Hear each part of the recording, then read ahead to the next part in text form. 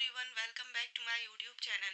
So in the last video we have already discussed about the general features of the Netramur and all the keynotes of the Netramur, and in this video we will discuss about the constitution of the Netramur and the mental symptoms of Netramur. Basically in video में हम देखेंगे कि हमें Netramur के कैसे patients जो हैं वो क्लिनिक में देखने को मिलते हैं, उनका कॉन्स्टिट्यूशन क्या रहता है, मेंटल लेवल पे वो कैसे रहते हैं।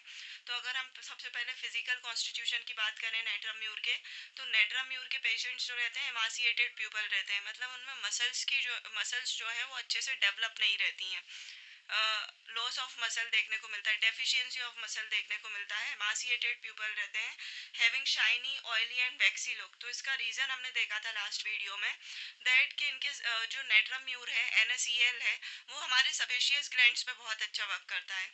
और सपेशियस ग्लैंड्स पे वो क्या करता है, पैथोजेनेसिस ये था कि वो सपेशियस ग्लैंड्स में सीबम की क्वांटिटी को बढ़ा देता है, और जब सीबम एक्सेस क्वांटिटी में रिलीज होता है तो क्या होगा, स्किन पे वैक्सी लुक आएगा, ऑयली अपेयरेंस होगी, एज इफ ग्रीस, जैसे कि ग्रीस्ड की गई है।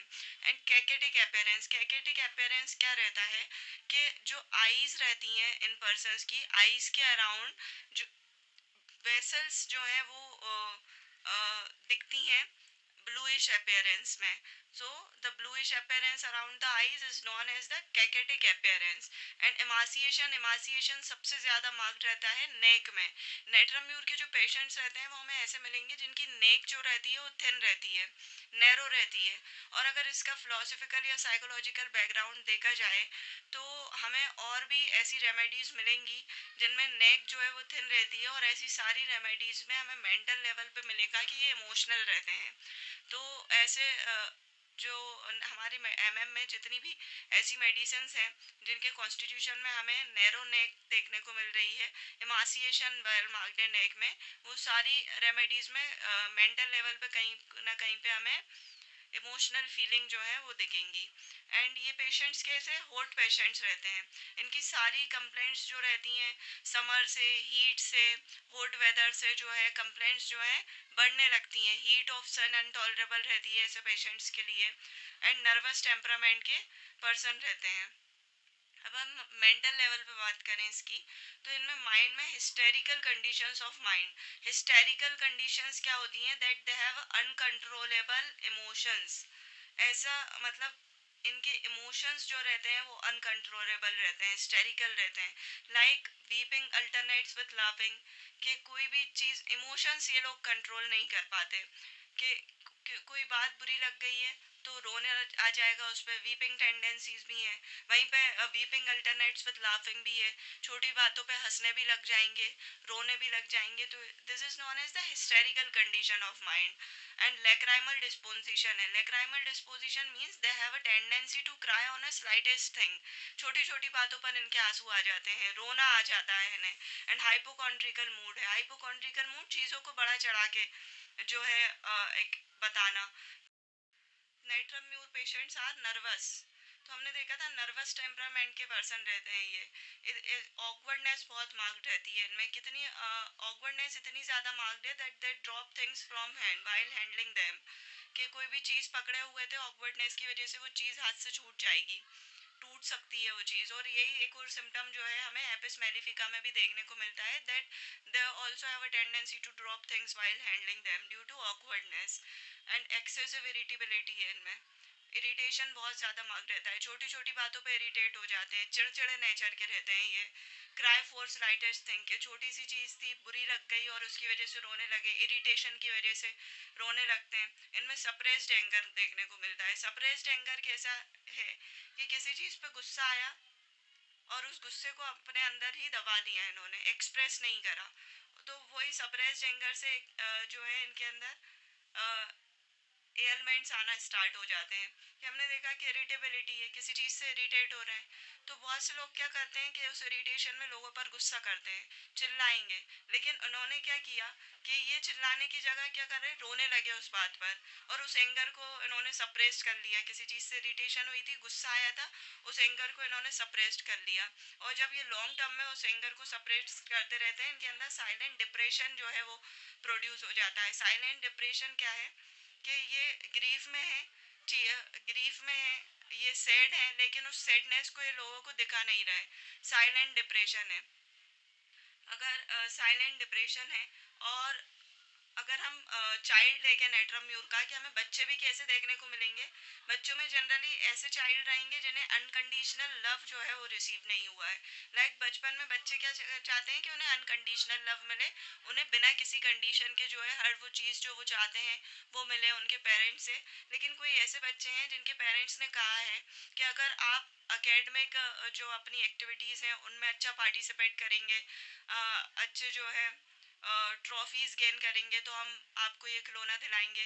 या कोई भी पेरेंट्स जो है कंडीशन रखते हैं चाइल्ड के सामने कि अगर आप एग्जाम में टॉप कर लेते हैं तो हम आपको ये दिलाएंगे। तो ये क्या हुआ, अनकंडीशनल लव नहीं हुआ, ये कंडीशनल हुआ।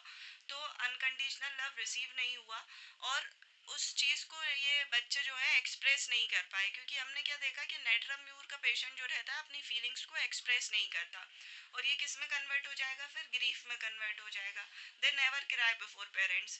पेरेंट्स की बातें बुरी लग रही हैं, लेकिन ये कभी भी पेरेंट्स के सामने जो है रोएंगे नहीं। ये don't say no to anybody, किसी भी काम के लिए इन्हें मना करना नहीं आता। ऐसे लोग हैं, मतलब हम कह सकते हैं कि इनमें इंट्रोवर्ट नेचर है, कि लोगों को मना करना नहीं आता है, लोगों का दिल रखना आता है। ये कह सकते हैं कि never cry before parents and don't say no to anybody, कि आपने उन्हें जाकर कोई भी काम कह दिया, हालांकि वो उस काम से इरिटेट होते हैं, वो काम इन्हें पसंद नहीं है, लेकिन ये क्या करेंगे, नहीं मना नहीं कर पाते उस काम को। और उस काम में फिर ये अच्छे से परफेक्शन के साथ करेंगे। तो ये वर्कोहॉलिक है, काम को मना नहीं कर पा रहे हैं और उस काम को परफेक्शन के साथ करने की कोशिश करते हैं। तो they are perfectionist and they are workaholic. इनमें स्लीपलेसनेस देखने को मिलती है। स्लीपलेसनेस क्यों है, कि ये जो आइडियाज़ हैं, आइडियाज़ क्राउडेड रहते हैं इनके माइंड में बहुत ज़्यादा, और वो उन चीज़ों को जो है लोगों से शेयर नहीं करते।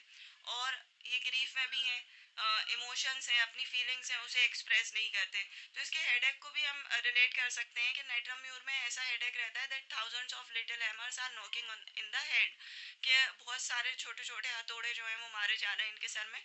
तो वो हैमर्स जो हैं एक्चुअली हैमर्स तो नहीं हो सकते हैं, they are emotions, they are secrets and thoughts.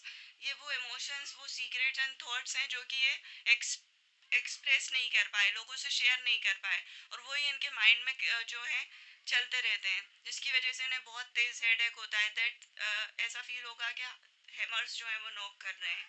तो इसकी पर्सनैलिटी जो है हम मैच कर सकते हैं क्लोन से। क्लोन क्या होता है, जोकर के लिए वर्ड यूज़ किया जाता है।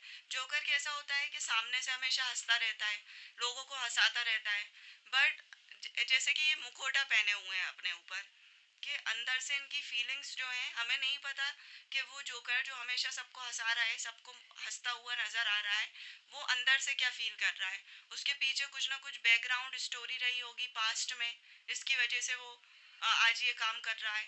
तो ये ऐसी पर्सनालिटी हमें देखने को मिलती है। रेज रेज क्या होते हैं, ऐसे पर्सन की जिनकी हमें कंडीशन अगर एक्चुअल पता चल जाए तो उन पे हमें सिंपैथी आने लगे।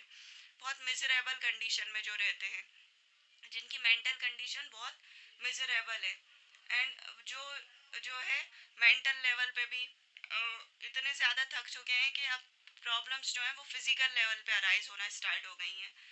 बट ये पेशेंट्स कैसे हैं, दे डोंट वांट सिंपैथी। ये चीज़ों को एक्सप्रेस क्यों नहीं करते, क्योंकि इन्हें सिंपैथी गेन करना पसंद नहीं है।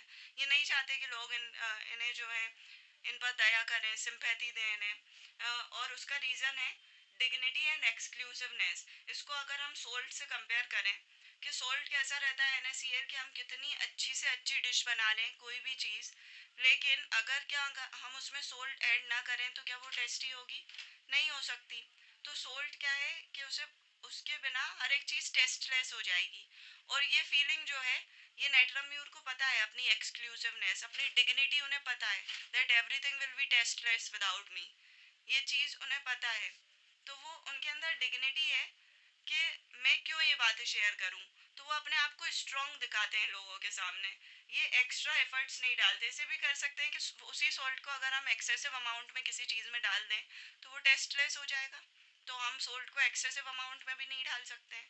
सो in the same way they never put extra efforts. ये ओवर कंप्लेनिंग नहीं करते किसी चीज़ के लिए भी, ओवर इमोशंस नहीं दिखाते किसी के भी सामने। ये किसी भी चीज़ के लिए एक्स्ट्रा एफर्ट्स नहीं करेंगे। और डिग्निटी, इनके अंदर डिग्निटी का एक और सिम्टम हमें मिल सकता है। जैसे कोई वुमेन है, और क्या होता है जनरली कि वेडिंग के बाद, मैरिज के बाद, उस वुमेन का सन नेम चेंज होता है। तो वो ऐसी वुमेन हमें देखने को मिलेंगी जो अपना सन नेम चेंज नहीं करती। उनके लिए उनकी डिग्निटी जो है वो बहुत प्यारी है। कि whenever somebody says that why did you not change your son name, so वो रिप्लाई करेंगी मैं क्यों करूँ। मैं मतलब उनका आंसर रहता है why me, why I do so.